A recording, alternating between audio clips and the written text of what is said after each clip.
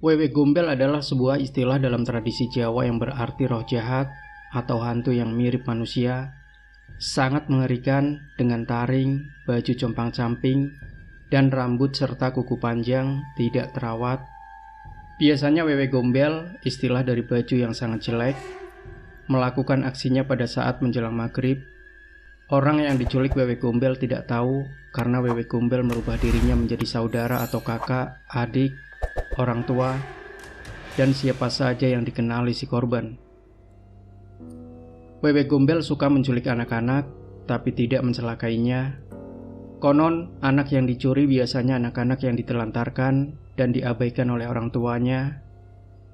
Wewe Gombel akan mengajak korban jalan-jalan, kemudian ditempatkan di tempat tinggalnya, bisa di selokan, pinggir sungai, makam, pohon-pohon rimbun, dan sebagainya. Wewe Gombel biasanya akan menakut-nakuti orang tua si anak atas sikap dan perilakunya kepada anaknya sampai mereka sadar. Bila mereka telah sadar, Wewe Gombel akan mengembalikan anaknya. Bagi masyarakat yang ada di pedesaan, hantu Wewe Gombel tidak asing lagi.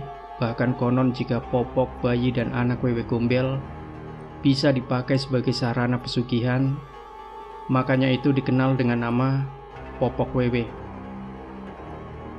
Ada suatu cerita, jika Wewe menjemur pakaian anaknya itu pada waktu menjelang maghrib, maka tak heran kadang Wewe sewaktu menjemur pakaian terlihat oleh manusia atau kamanungsan. Jika orang itu paham bahwa itu sesosok Wewe Gombel, maka sebenarnya keberuntungan orang itu sendiri jika berani mencuri salah satu pakaian popok Wewe tersebut. Seperti pengalaman Pak Joko yang sewaktu pulang dari kerja, dia yang biasanya lewat jalan utama menuju rumahnya. Namun karena terburu maghrib, Pak Joko berniat melewati jalan pintas dengan maksud cepat sampai rumah. Jalan pintas menuju rumah Pak Joko adalah jalan setapak yang masih banyak ditumbuhi kanan kirinya pohon bambu. Jadi walaupun sore hari, suasana sekelilingnya tampak gelap. Sewaktu sampai di pertigaan jalan setapak, Pak Joko melihat seorang ibu-ibu yang sedang menjemur pakaian anaknya. Tanpa sengaja, sebagai kebiasaan orang desa, Pak Joko menyapa orang tersebut. "Sugeng sonten, derek langkung bu. Selamat sore, numpang lewat bu." Jawab ibu-ibu tersebut, "Nggih, monggo." "Iya, silahkan." Dengan itu Pak Joko lewat saja, namun sambil berpikir-pikir. Seingat dia bahwa di situ tidak ada rumah, bahkan orang yang tinggal.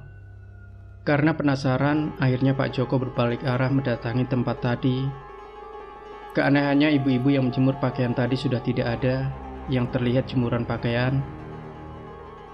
Untuk melegakan rasa penasarannya, Pak Joko mendekati, dan yang dilihat hanya popok bayi yang sudah tidak karuan, rupanya kusut dan bau. Sambil berpikir-pikir, siapa wanita yang menjemur tadi? Aneh sekali, menjemur pakaian anaknya kok sore-sore mau menjelang maghrib. Tidak selazimnya kayak orang pada umumnya. Apalagi yang dijemur pakaiannya sudah tidak layak pakai, jika itu dikenakan untuk anak yang masih bayi. Dengan hal itu, iseng-iseng Pak Joko mengambil salah satu popok tersebut, dan sesaat kemudian terdengar adzan maghrib. Dengan aroma mistis serta bulu kuduk merinding, Pak Joko bergegas cepat-cepat pulang sambil mengantongi popok tersebut. Dengan langkah terburu-buru, akhirnya Pak Joko tiba juga di rumahnya. Kejadian ganjil mulai Pak Joko alami sewaktu menyapa istri dan anaknya. Mereka yang biasanya begitu melihatnya pulang menyapa dan mencium tangannya, anak dan istrinya seakan cuek, tidak memperdulikan kedatangan Pak Joko. Dengan itu Pak Joko bergegas masuk kamar dan ganti pakaian dan berwudu untuk menjalankan sholat maghrib. Setelah usai sholat maghrib, istri Pak Joko masuk kamar dan bertanya, "Kapan Bapak pulang? Apa Bapak lewat pintu belakang rumah?" Dengan pertanyaan istri, Pak Joko kaget. "Ya lewat depan toh bu. Tadi Bapak sapa pada diam saja. Tidak biasanya kalian begini." Istri Pak Joko menegaskan, "Kami tidak melihat Bapak pulang kok." Sambil kebingungan, Pak Joko mengajak istrinya ke belakang, dan Pak Joko melihat bahwa pintu belakang rumah terkunci. "Bu, lihat itu. Pintu belakang kan Ibu kunci kan?" jawab istrinya.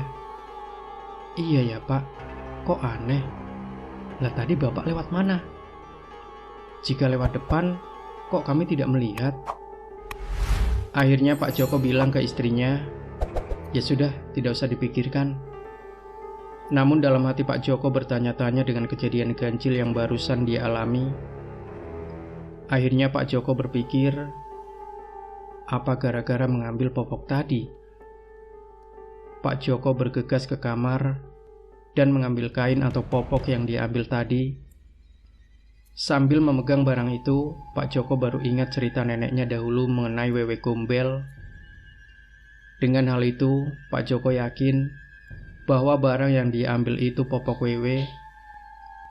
Sebagai orang awam, akhirnya Pak Joko karena takut kalau didatangi wewe tersebut, maka Pak Joko mendatangi salah satu spiritualis kondang yang akrab disapa Mas Han. Beliau bermukim di desa Klaseman Salatiga. Kebetulan spiritualis itu pas di rumah dan tidak ada tamu. Dengan itu Pak Joko dengan bebas leluasa, tanpa ada orang lain, bisa menceritakan kejadian yang tadi dia alami.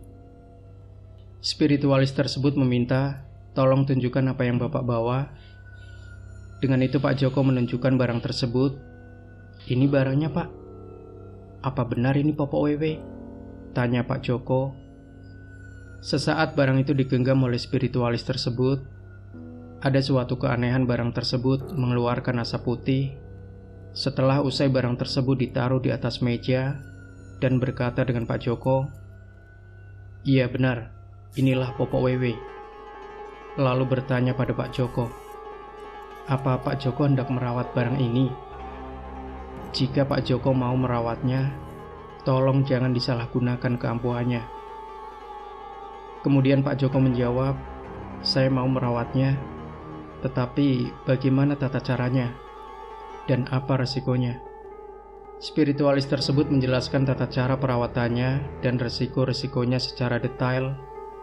Dengan hal itu, Pak Joko diberikan ijazah penggunaannya dengan mantra, "Salam kaulamir robir rohim, gombal amoh si popok wewe, kelambi jabang bayiku, wewe putih gedongen aku, kudungono mego mendung, cat katon cat norakaton, wewe abang kemulono aku, kumoro kumandang noragaku," dan sebagainya.